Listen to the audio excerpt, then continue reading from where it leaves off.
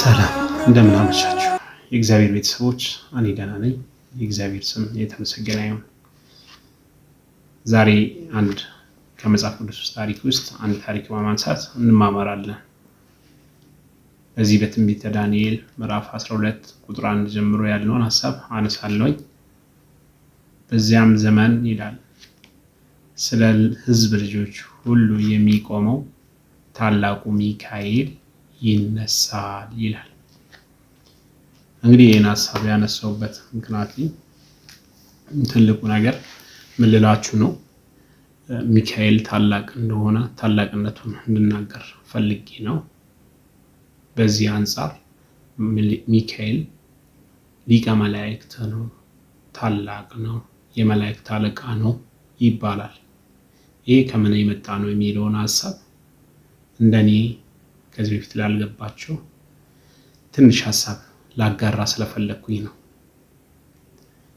መጽሐፍ ቅዱስ ስለ ሚካኤል ምን ይላል? ታላቅነቱን ዝም ብለህ ፈጥረን ቤተክርስቲያን ፈጥራ ነው የምታወራው የምታስተምረው፣ ወይስ ከየት የመጣ ነው የሚካኤል ታላቅነት የሚለውን ሐሳብ ከመጽሐፍ ቅዱስ ውስጥ ካነበብኩት ላካፍላችሁ ብዬ ያመጣሁት ሐሳብ ነው። እንግዲህ ትንቢተ ዳንኤል ምዕራፍ 12 ቁጥር 1 ጀምሮ በዚያን ዘመን ስለ ሕዝብ ልጆች ሁሉ የሚቆመው ታላቁ ሚካኤል ይነሳል ይላል። እንግዲህ ሚካኤል ታላቅ እንደሆነ የመላእክት አለቃ እንደሆነ ያስረዳናል ማለት ነው። ወገኖቼ ዳንኤል እንግዲህ በተረዳው መንገድ በገባው ልክ ነቢዩ ዳንኤል ስለ ሚካኤል ታላቅነት ነግሮናል። እንግዲህ ሌላም በዚሁ ሐሳብ አያይዤ ላነሳው የፈለኩኝ ምንድነው፣ ሚካኤል ማለት ምን ማለት ነው የሚለውንም ሐሳብ ላነሳ ወደድኩኝ።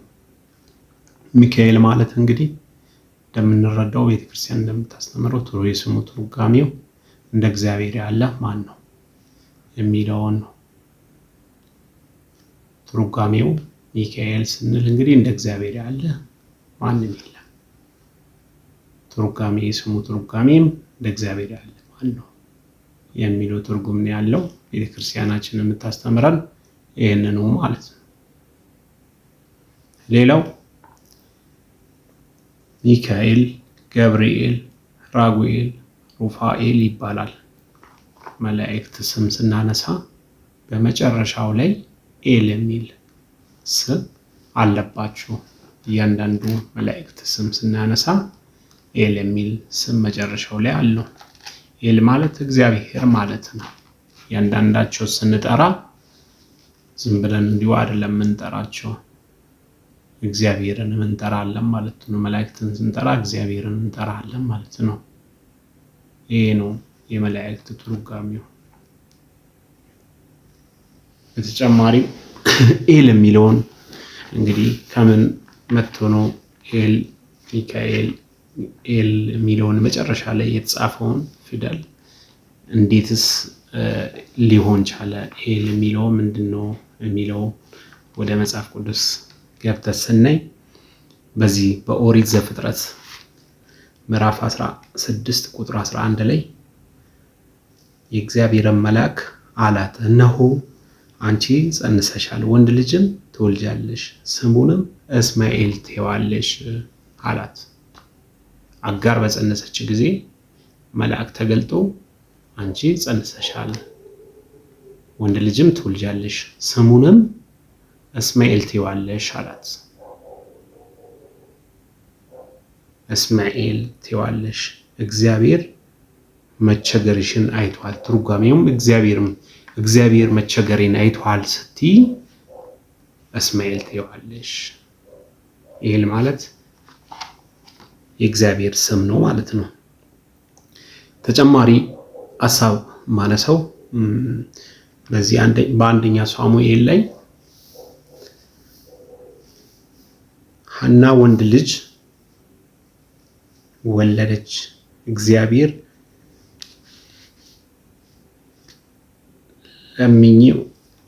ለምኜው ሰጠኝ ስትል ሳሙኤል አለችው። ሐና የመውለዷ ባረጀች ጊዜ ወለደች ሳሙኤልን።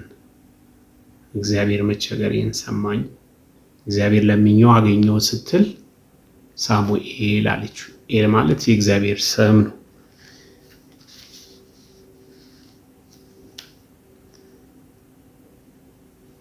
ተጨማሪ ደግሞ መነግራችሁ በዚህ በትንቢተ ኢሳይያስ ምዕራፍ 7 ቁጥር 14 ላይ ምን ይላል?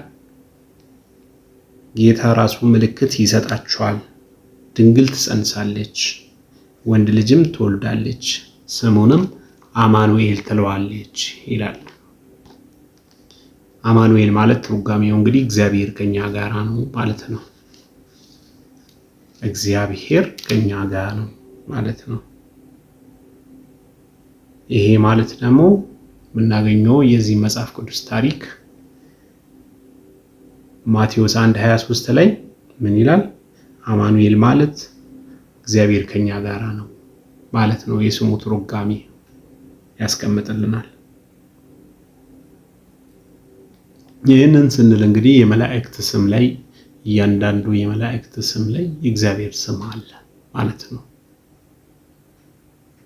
እንግዲህ ወደ ምዕራፍ ጥቅሴ የመጀመሪያው ላይ ስመለስ ምንድነው በዚያም ዘመን ስለ ሕዝብ ልጆች ሁሉ የሚቆመው ታላቁ ሚካኤል ይነሳል የሚለውን ሐሳብ ነው ይዤ የመጣሁት እና ስለ ታላቅነቱ ነው መናገር የፈለኩት። የዚህን ጽንሰ ሐሳብ አሁን መጨረሻውን ስነግራችሁ ዳንኤል 10:13 ላይ ምን ይላል? የፋርስ መንግስት አለቃ ግን 21 ቀን ተቋቋመኝ ይላል። የፋርስ መንግስት አለቃ 21 ቀን ተቋቋመኝ ይላል። እነሆም ከዋናዎቹ አለቃ አንዱ ሚካኤል ሊረዳኝ መጣ ይላል ዳንኤል። አሁን በዚህ በዳንኤል ምዕራፍ 10 ቁጥር 13 ላይ የፋርስ አለቃ 21 ቀን ተቋቋመኝ፣ ከዋናዎቹ አለቃ ሚካኤል ሊረዳኝ መጣ። አሁንም እዚህ ጋር መጽሐፉ የሚያስረዳን ሚካኤል ሊቀ መላእክት ታላቅ እንደሆነ ያስረዳናል ማለት ነው። ሚካኤል ሊቀ መላእክት ነው፣ ታላቅ ነው፣ የመላእክት አለቃ ነው የሚባለው ከየትም መጥቶ ሳይሆን የመጽሐፍ ቅዱስ ታሪክ የዚህን የመጽሐፍ ቅዱስ ታሪክ ተንተርሶ ነው ቤተክርስቲያን ሚካኤል ሊቀ መላእክት ነው ብሎ የሚያስተምሩ።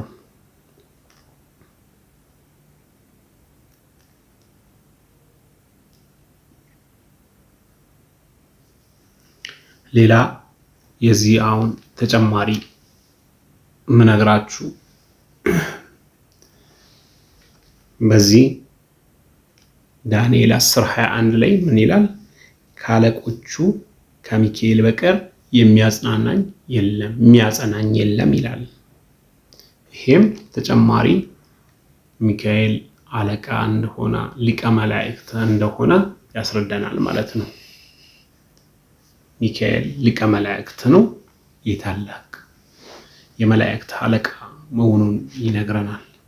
ወገኖች የምንላችሁ ነው ሚካኤል ታላቅ ነው ሊቀ መላእክት ነው የምንለው ከዚህ ከመጽሐፍ ቅዱስ ታሪክ የተነሳ እንጂ እንዲሁ ፈጥረን አይደለም።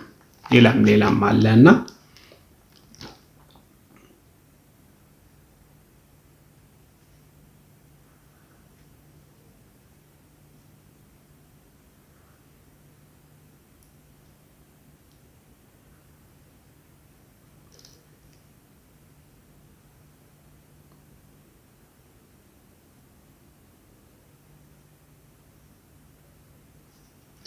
ሌላም ኢያሱ በጦርነት ወቅት ላይ ታላቅ መላእክት ሰይፍ መዞ በቆመ ጊዜ ኢያሪኮ ግንብ ጎን አንተ ከየትኛው ወገን ብሎ ሲጠይቀው እኔ የሰራዊት ጌታ እግዚአብሔር ልኮኝ የመላእክት አለቃ ነኝ ከእናንተ ጎን ነኝ ብሎ አውርቶታል። አንተ የቆምክበት ቦታ የተባረከ ስለሆነ ጫማን ከእግር አውልቅ ብሎታል ኢያሱ።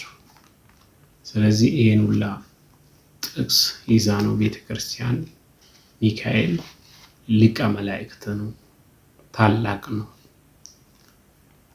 ብላ የምትሰብከው። ሚካኤል እንግዲህ እንድናከብረው ታላቅነቱን እንድንቀበለው ይሄ ሁሉ የመጽሐፍ ቅዱስ ጥቅስ ነው ማለት ነው። ጌታ እግዚአብሔር ይርዳል። ቀሪውን ስለ ሌሎች መላእክት እያነሳን ስለ ጸበል፣ ስለ ሁሉን ስለ ቤተክርስቲያን ስርዓቷን እንማማራለን። ዩቲዩብን ሰብስክራይብ አድርጉ። እግዚአብሔር ስም ይክበር።